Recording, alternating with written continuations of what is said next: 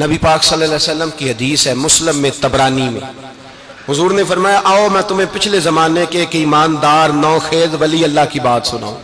پچھلے زمانے حضور نے فرمایا پچھلے زمانے میں ایک بادشاہ جادو کے زور پہ حکومت کرتا تھا۔ جب وہ ایک جادوگر اس نے رکھا ہوا تھا تو جادوگر اس کو جادو بتاتا، وہ جادو کے زور پر حکومت کرتا۔ جادوگر بوڑھا ہو گیا تو کہنے لگا بادشاہ کوئی نوجوان میرے پاس بھیج دے، اب میں بوڑھا ہو گیا ہوں میرا پتہ کوئی نہیں کب مر جاؤں۔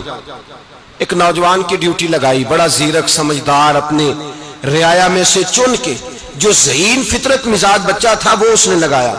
اللہ کے محبوب علیہ الصلوۃ والسلام فرماتے ہیں بچہ جادو سیکھنے لگا، وقت گزرنے لگا۔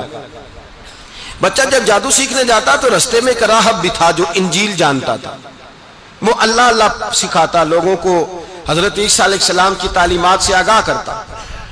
اس نے دیکھا کہ یہاں بھی لوگ کٹھے ہیں تو وہ بچہ اس راہب کے پاس بھی اٹھنے بیٹھنے لگا۔ اب جب اس کے ساتھ اس کی گفتگو بڑھنے لگی تو اس کو باتوں میں لذت آنے لگی۔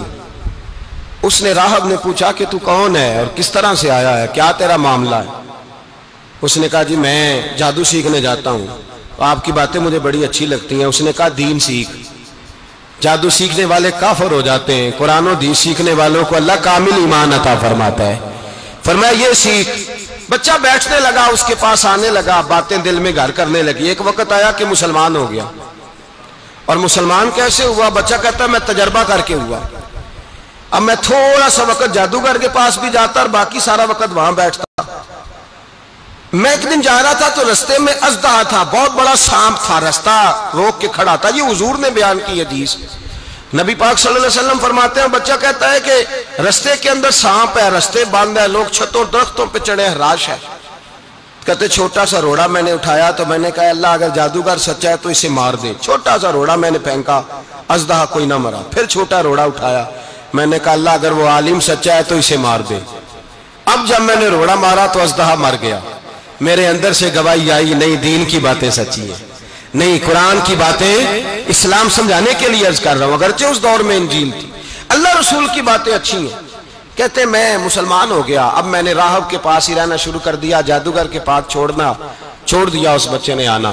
بادشاہ پوچھتا کہاں زیادہ وقت گزارتے ہو تو وہ بات گول کر دیتا، وقت تیزی سے بڑھنے لگا۔ اللہ نے اس نوجوان میں طاقت پیدا کر دی، اب وہ اس کے اندر نا اللہ نے توانائی روحانیت پیدا کر دی، ابھی جوان ہے، 14-15 سال عمر ہے۔ اللہ نے اب جو بیمار بھی آتا وہ دعا کرتا تو اللہ صحت عطا کر دیتا، جو بھی آتا۔ بادشاہ کا ایک درباری تھا، بادشاہ کو پنکھا جلتا تھا، وہ اندھا ہو گیا، کوئی ایسی تکلیف آئی کہ نابینا ہو گیا، بڑے علاج کرائے شفا نہیں ہوئی۔ کسی نے اس بچے کا پتہ بتایا کانوں میں، اس کے پاس گیا تو بچہ کہنے لگا شفا تو ہو جائے گی پر کلمہ پڑھنا پڑے گا، مسلمان ہونا پڑے گا، جس پیغمبر کا میں غلام ہوں تجھے بھی بننا پڑے گا، دین پہ عمل کرنا پڑے گا، اللہ شفا دیتا ہے۔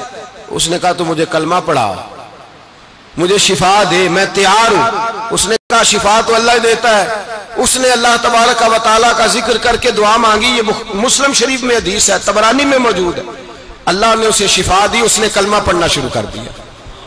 یہاں ایک نقطہ لکھا ہے ہمارے علماء نے، کہتے ہیں جب اللہ ولایت عطا کرتا ہے نا تو یہ سفید بالوں والے کا حصہ نہیں ہوتی۔ اگر جوانی میں کوئی آدمی توبہ کر کے تصوف کے رستے پہ چلتا ہے تو سب سے زیادہ ولایت اللہ اسے عطا فرماتا ہے، سب سے زیادہ ولایت اس کے پاس ہوتی ہے۔ ابھی اس کے بال کالے ہیں، چڑھتی جوانی ہے، دعا کی تو اللہ نے، اور حدیث پاک میں موجود ہے کوڑے آتے تو شفا یاب ہو جاتے، اندھے آتے تو شفا یاب، برس والے آتے تو اللہ سے دے، جوان ہے۔ بادشاہ کے پاس وہ واپس گیا، وہ جو آدمی جس کی آنکھیں ٹھیک ہوئی تھی۔ بادشاہ نے پوچھا کہ کیسے شفا ملی؟ تو کہنے لگا میرے رب نے شفا دی ہے۔ بادشاہ سجدے کراتا تھا، اپنے آپ کو منواتا تھا معاذ اللہ، کہنے لگا میرے علاوہ کون رب ہے؟ اس نے کہا وہی رب ہے جس نے تجھے پیدا کیا ہے، اور وہی رب ہے جس نے مجھے اندھے کو آنکھیں دی ہیں، وہی ہے میرا مالک۔ کہا اچھا تو مجھے نہیں مانتا؟ کہا نہیں میں اپنے رب کو مانتا ہوں۔ بادشاہ نے اسے سزا دی، ستایا، اس نے بچے کا پتہ بتایا، پھر بچے کو بلا کے ستایا تو اس راہب کا پتہ بتایا، راہب بھی قتل ہو گیا، نابینا بھی قتل ہو گیا۔ بادشاہ نے کہا سپاہیوں سے اس بچے کو لے جاؤ اور پہاڑ کی چوٹی پہ جا کے نیچے پھینکو تاکہ مر جائے۔ بچہ پہاڑ کی چوٹی پہ گیا تو ہاتھ اٹھا کے کہنے لگا یا اللہ میرے لیے نہیں اپنے لیے، میرے لیے نہیں اپنے لیے انہیں اپنی قدرت کے جلوے دکھا، میرے لیے نہیں۔ اللہ کے بندے اپنی جان بچانے کی دعائیں نہیں مانگتے، اپنے لیے انہیں اپنی قدرت کے جلوے دکھا۔ یہ دعا مانگی، جتنے لوگ ساتھ آئے تھے وہ سارے زمین پہ گرے اور سب مر گئے، پہاڑ سے گر کے مر گئے۔ بچہ واپس سیدھا بادشاہ کے پاس کہنے لگا لو بھائی میرے رب نے مجھے بچا لیا ہے۔ جوان کا ایمان دیکھو، میرے رب نے مجھے، بولو میرے اللہ نے مجھے ایمان کی گواہی دے رہا ہے، میں بچ گیا ہوں، تو جھوٹا ہے، میرا رب سچا ہے۔ اس نے کہا لے جاؤ اس کو دریا میں، کشتی میں بٹھاؤ، بیچ دریا کے جا کے دھکا دے دو۔ بیٹھے کشتی میں، دریا کے بیچ گئے، اور جب جا کے وہاں اس کو دھکا دینے لگے تو اس نے کہا اللہ میرے لیے نہیں اپنے لیے انہیں اپنی قدرت کے جلوے دکھا۔ بس ایک طوفان سا آیا، جتنے سپاہی ساتھ آئے تھے ڈوب کے مر گئے۔ وہ بچہ اٹھا اور سیدھا پھر بادشاہ کے پاس، اسی کے پاس کہنے لگا لو بھائی میرے رب نے مجھے بچا لیا ہے، تیرے پاس آیا ہوں۔ وہ کہنے لگا تو کیا مصیبت میرے گلے پڑ گئی ہے، کیسے جان چھوٹے گی؟ تو بچہ کہنے لگا اگر تو مجھے باندھے درخت کے ساتھ اور سارے ملک کو بلائے، لوگوں کو اکٹھا کرے، پھر تو مجھے تیر مارنا، میں تجھے بتاؤں گا کیسے مارنا ہے، میں مر جاؤں گا۔ اللہ کا بندہ نوجوان ایمان دیکھو، مرنے کے طریقے بتا رہا ہے، میں تجھے بتاؤں گا میں کیسے مروں گا۔ یہ بات کہی، بادشاہ نے سارا مجمع جمع کیا، ملک سارا باہر آ گیا، درخت کے ساتھ باندھ دیا۔ کہنے لگا بھائی لوگوں یہ مجھے مارنا چاہتا تھا، مار نہیں سکا، اب میں اسے بتانے لگا ہوں کہ میں کیسے مروں گا۔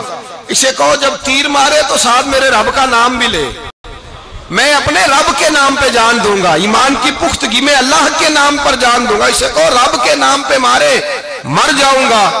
بادشاہ نے اللہ کہہ کے تیر مارا، پیشانی میں لگا، بچے کی روح پرواز کر گئی، جتنا مجمع کھڑا تھا سارا کلمہ پڑھ کے مسلمان ہو گئے، سارے مسلمان ہو گئے سارے۔ میرے رسول پاک سید عالم صلی اللہ علیہ وسلم نے نوجوانوں کو بتایا جب تمہارے اندر ایمان کی قوت آئے گی تو اللہ تمہاری مدد کرے گا۔ فرمایا وہ نوخیز ولی تھا، ابھی جوان رانا تھا، ابھی اس کی پیشانی پر جوانی کے آثار تھے، لیکن اس نے اللہ کو راضی کیا، رب کریم کو راضی۔ ولایت کا مطلب بڑھاپا نہیں، ولایت کا مطلب وہ نہیں کہ جب بڑا لمبا وقت گزر جائے تو پھر آدمی آئے کہ نہیں اب کیا کرنا ہے، اب مسجد ہی ہے، اب تو اس کے علاوہ گزارا ہی کوئی نہیں۔ تو اس وقت کا آنا اللہ کی بارگاہ میں قبول تو ہے، لیکن شاباشی اسی کو ملتی ہے جو جوانی کا وقت آئے، جو عین اس وقت آئے جو وقت میرے رسول پاک علیہ السلام کے غلام عبداللہ ابن عمر، حضرت عبداللہ ابن عمر رضی اللہ تعالیٰ عنہ فرماتے ہیں کہ میں نکلا، مجھے سفر کے لیے جانا تھا، تو تھوڑی سی کھجوریں، تھوڑا سا سرکہ، ایک شہد کی بوتل، چیزیں میں نے سفر کے لیے ساتھ رکھ لی۔ میں جب مدینے سے باہر صحرا میں نکلا نا تو رمضان نہیں تھا، غیر رمضان تھا۔ میں نے ایک نوجوان کو دیکھا بکریاں چرا رہا ہے، بکریاں چرا رہا ہے، اے جوان۔ آپ فرماتے ہیں اس کا چہرہ بڑا نورانیت والا، گرد پڑی ہوئی پر بڑا حسین۔ فرماتے ہیں میں نے اس کو کہا کہ آ جاؤ کھانا کھا لو، روزے بھی نہیں تھے۔ کہنے لگا نہیں میں نے روزہ رکھا ہوا ہے۔ فرماتے ہیں میں نے کہا پتہ کروں کہ نیرا نیک ہی ہے کہ پرہیزگار بھی ہے۔ نیک وہ ہوتا ہے جو نماز پڑھے روزہ رکھے، پرہیزگار وہ ہوتا ہے جو گناہ سے بچے، وہ پرہیزگار ہوتا ہے۔ کہا پتہ کروں پرہیزگار بھی ہے کہ نہیں؟ کہتے میں قریب گیا تو میں نے جا کے اس کو کہا بھائی تیری بکریاں بڑی پیاری ہیں، میرا دل کرتا ہے کہ بکری مجھے دے دو۔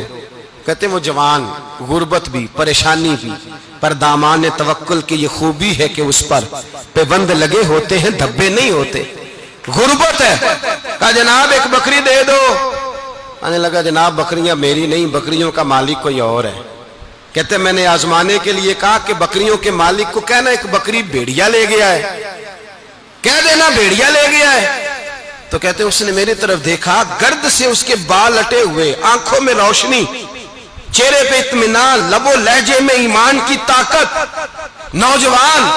کہنے لگا حضور بکریوں کے مالک کو تو کہہ دوں گا بھیڑیا لے گیا ہے، جب عرش کا مالک پوچھے گا تو کیا جواب دوں گا، اللہ کو کیا جواب دوں گا؟ کہتے ہیں میں کانپنے لگا، اس کی بات سن کے واپس آیا، جو کام نکلا تھا وہ چھوڑا، واپس لوٹ آیا۔ میں نے پتہ کیا کس کا غلام ہے، پتہ چلا فلاں آدمی کا ہے۔ کہتے میں نے پہلے غلام خریدا، پھر پتہ کیا تیرے پاس بکریاں کتنی ہیں؟ اس نے کہا 400۔ کہتے میں نے مالک سے ساری بکریاں خریدی، پھر غلام کو بلایا، پھر وہ بکریاں تحفے میں دی، تحفے میں کہنے لگا حضور یہ سارا کچھ مجھے کیسے ملا؟ میں نے کہا تیرا ایمان بڑا پختہ تھا تو میرے رب نے تجھے انعام عطا فرمایا ہے۔ بدل دے میرا دل، بدل دے میرا دل، بدل دے میرا غفلت میں ڈوبا دل، بدل دے میرا غفلت میں ڈوبا دل، بدل دے۔